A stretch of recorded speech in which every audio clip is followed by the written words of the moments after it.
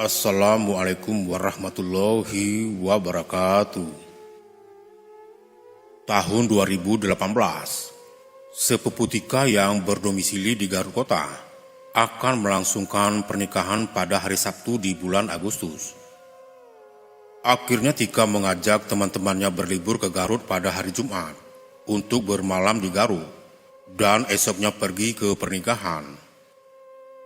Jam 1 siang setelah selesai Jumatan, Aldi, Deka, Mita, dan Isda menjemput Dika di kampusnya di daerah Buah Batu, Bandung dengan menggunakan mobil ayah Deka yang dikemudikan oleh Aldi. Sebelumnya mereka telah sepakat untuk berlibur ke Ranca Buaya di Garut Selatan lewat jalur Panggalengan dan malamnya menginap di rumah kerabat Tika di Garut Kota. Bukan tanpa alasan mereka ingin melewati jalur Panggalengan. 1 minggu yang lalu mereka pergi ke perkebunan teh Melabar di Panggalengan dan mengunjungi makam Boska. Sepulang dari sana Deska dan Isda yang merupakan kakak beradik merasakan sesuatu mengikutinya sampai ke rumah. Deka dan Isda memang lebih sensitif terhadap hal gaib dibandingkan dengan ketiga temannya. Awalnya perjalanan terasa berat, sampai akhirnya mereka pergi ke Panggalengan terlebih dahulu dan memulangkan sesuatu yang mengikuti mereka. Barulah perasaan mereka menjadi lebih ringan. Setelah itu mereka melanjutkan perjalanan menuju Ranca Buaya dan menemukan persimpangan. Sebenarnya jalur manapun yang mereka ambil tetap mengarahkan mereka menuju ke Ranca Buaya. Tapi mereka memutuskan untuk mengambil jalur kanan yang lebih memutar, karena niatnya memang ingin berjalan-jalan. Di tengah perjalanan tiba-tiba ada seekor anjing yang melintasi jalan. Aldi yang selalu mengemudikan mobil dengan kecepatan tinggi, langsung menginjak rem dalam-dalam dan memaki anjing tersebut. Perjalanan ini terasa sangat panjang dan lama, padahal jalanan sangat lancar. Hanya ada 1-2 mobil yang melintas. "Di, masih lama?" tanya Tika yang mulai bosan dengan jalanan. Aldi sudah beberapa kali melewati jalur itu, sehingga mereka tidak terlalu mengandalkan Google Map. "Habis tanjakan nanti belok ke kiri, sebentar lagi juga sampai," kata Aldi sambil tetap ngebut. Seharusnya mereka telah tiba di Ranca Buaya sekitar pukul 4 sore, tapi mereka tidak kunjung sampai. Perjalanan seperti berputar-putar di situ-situ saja. Sekitar pukul 5 sore mereka melintas di daratan yang lebih tinggi dan bisa melihat secara jelas pantai Ranca Buaya. Mereka kegirangan menatap lautan dan ombak yang berderu dari kejauhan. Mereka tiba di daerah Ranca Buaya saat azan maghrib berkumandang. Aldi memarkirkan mobil saat melihat masjid di pinggir jalan kawasan Ranca Buaya.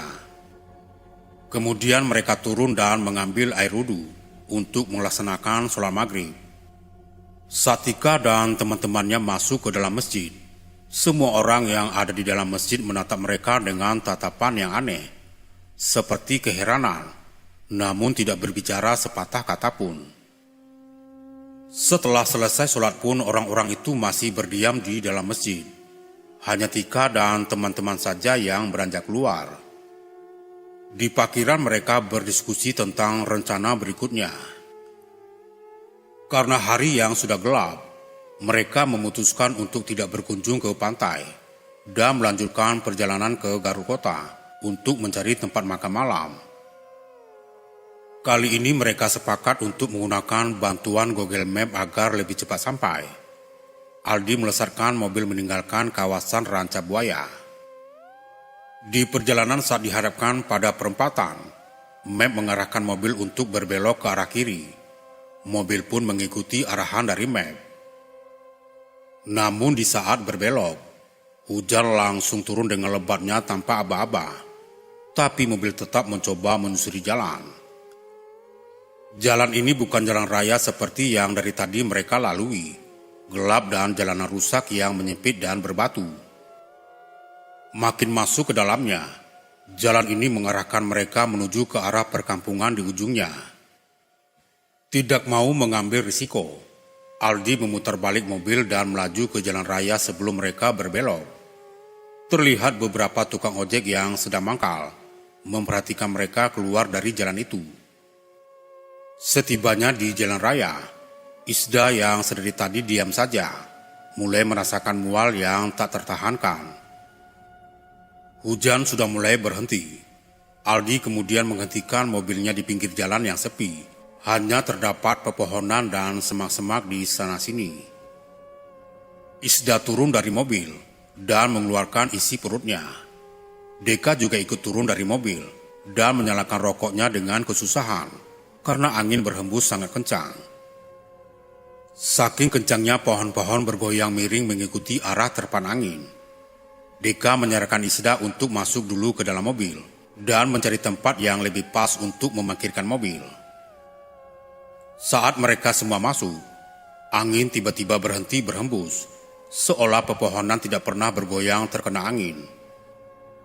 Tak lama mobil berhenti di arah depan dekat sebuah rumah kecil yang sepertinya sudah lama tidak dihuni.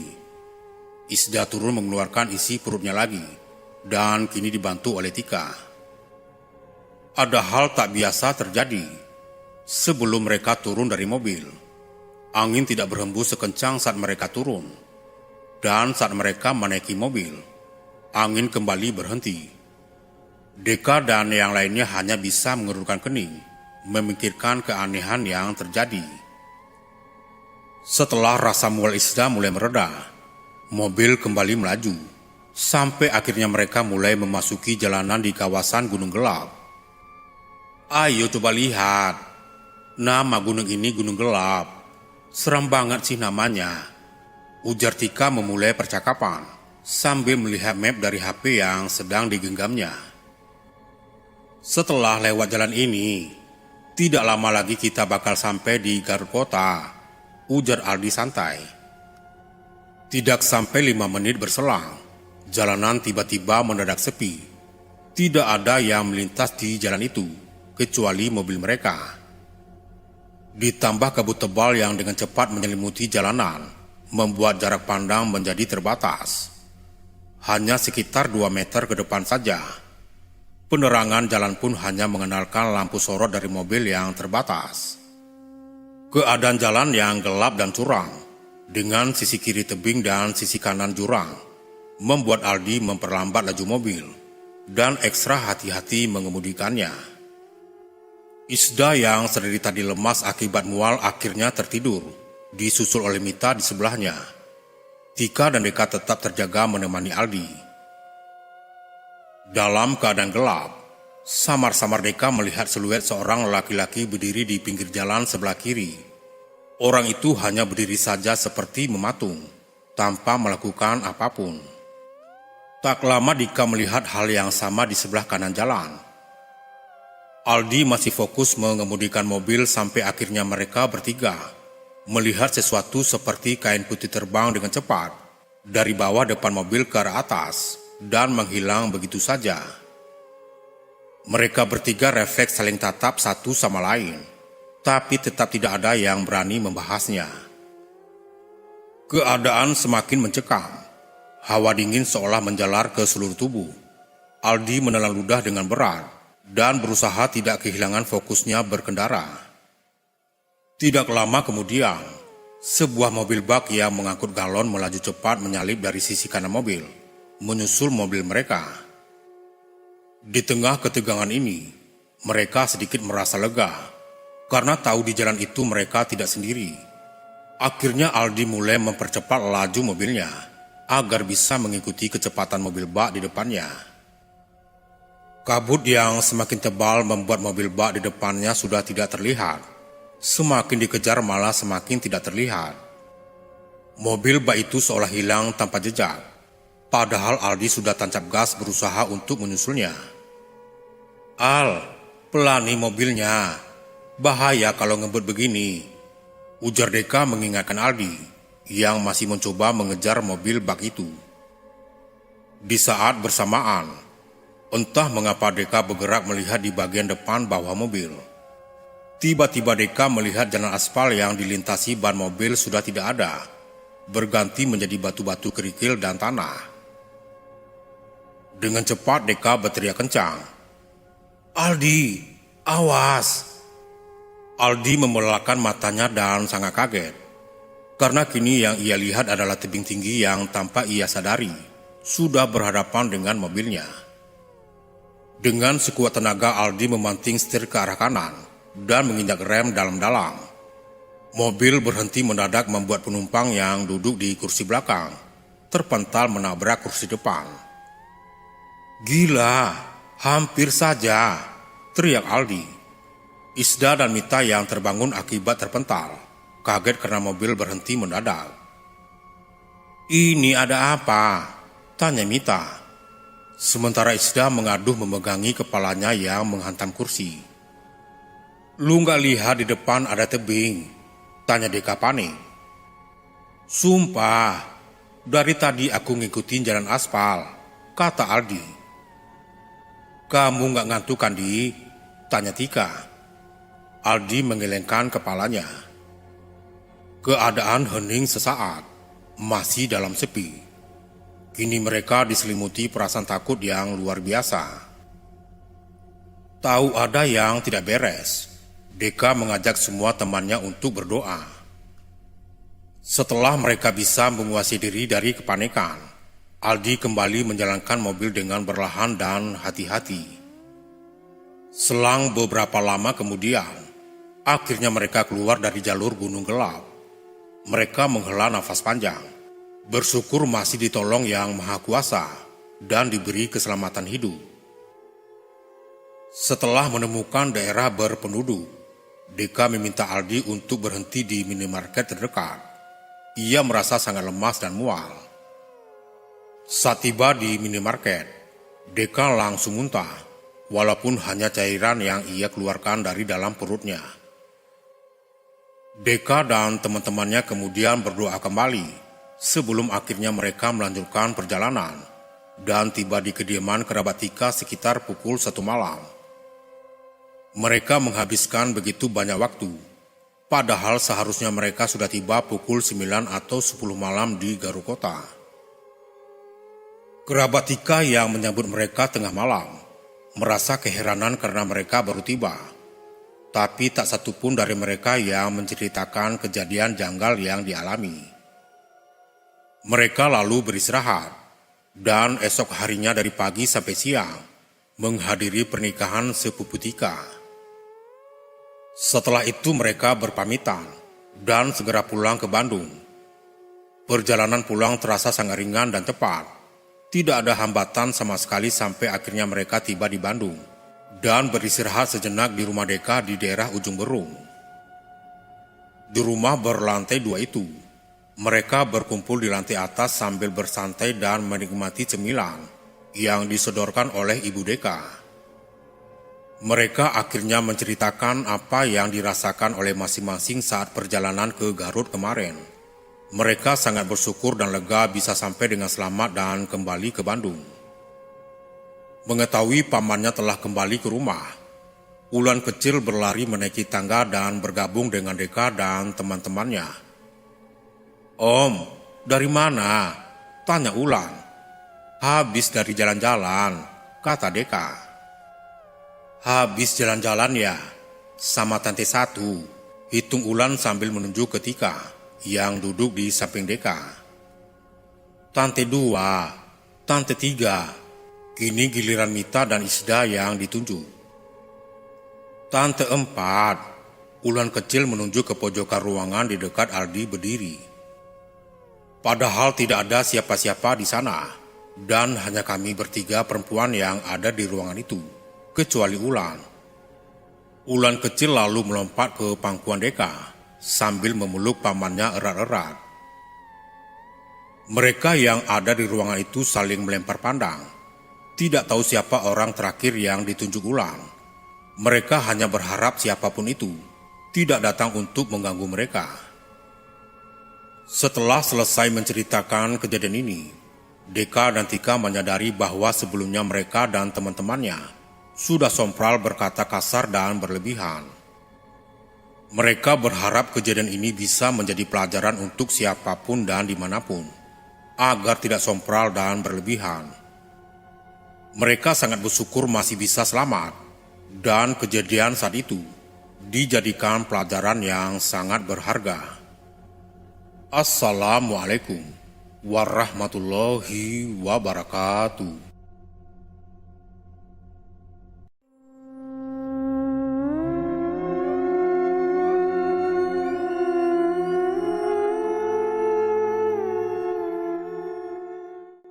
Dering telepon berbunyi. Cynthia yang akan bersiap untuk pergi ke tempat kerjanya pun mengangkat telepon yang ia letakkan di atas meja makan. Cynthia segera mengangkat telepon dari sahabatnya masa SMA dulu yang berbeda kota dengan dirinya karena Sarah yang kembali ke kampung halaman setelah mengakhiri masa SMA-nya. "Halo Sarah," terdengar suara kegembiraan dari seberang sana. "Hai Cin, apa kabar?" "Aku baik kok Sar, kamu baik juga kan?" "Aku baik kok Cin. Oh iya, aku menghubungi kamu karena minggu depan aku sama Mas Rio mau nikah." "Wah, selamat ya Sar, aku pasti datang ke pernikahan kamu sama Mas Rio." Setelah berbincang cukup lama lewat telepon, Cynthia pun mengakhiri telepon mereka dan segera berangkat ke tempat kerja. Sesampainya di tempat kerja, seperti biasanya Cynthia melakukan aktivitasnya di kantor.